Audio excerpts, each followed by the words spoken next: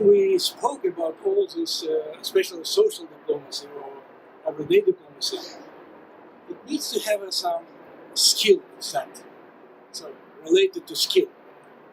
And I strongly believe that one of the skills related to social diplomacy, to everyday diplomacy, and what we could teach here, it's a greeting.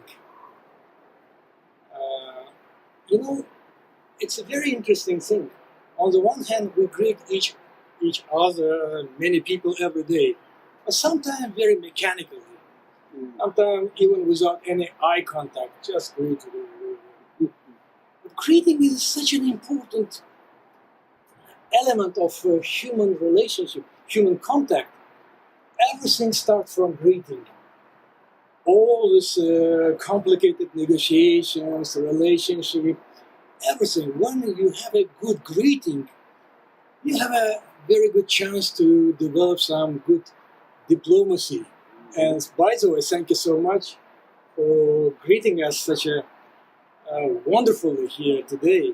That's very important to receive us here. And I have one story, a very important for me story.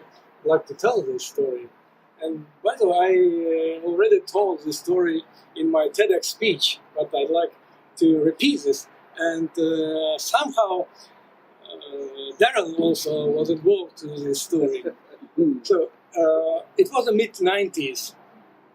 I was invited. I got an assignment from my government. I was an ambassador in Brussels, and to go to The Hague for a celebration on 50 years of anniversary of Marshall Plan.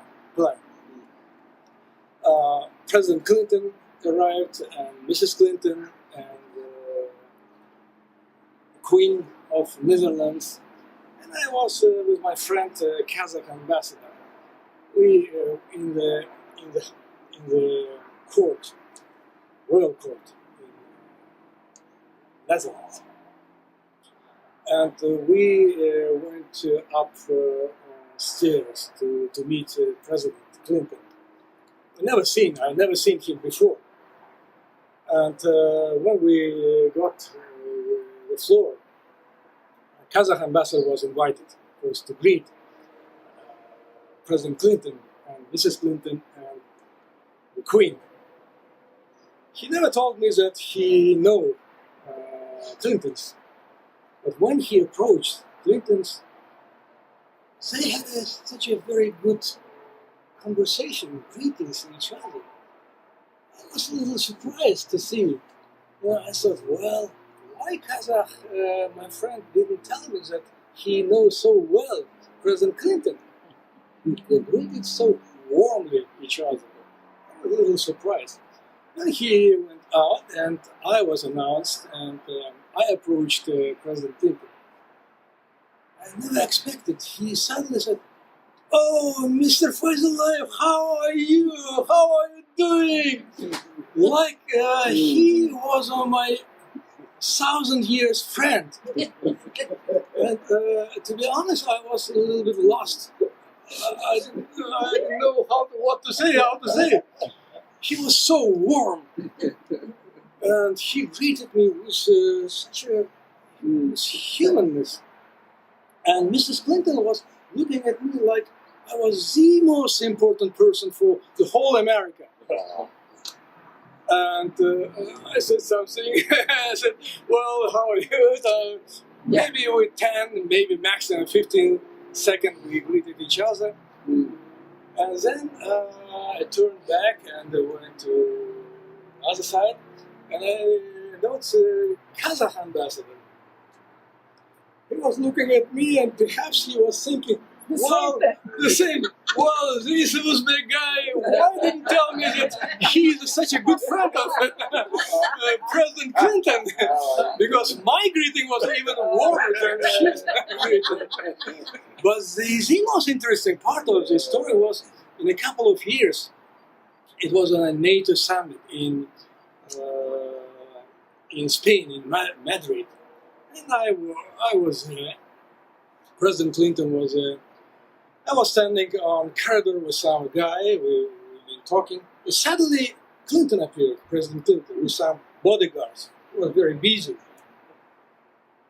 And I was standing like here, and he saw me, he looked at me, and he made a few steps toward me. And he greeted me by handshaking. I was again a little bit shocked. I didn't expect this. And I also made a couple of steps, and we greeted each other. He didn't say anything. I didn't say anything. He greeted me. And then he went back and he spoke with somebody. He was very busy. And I came back to my friend. I was a little bit shocked. And my friend was very shocked. And he said, "Are you a friend?"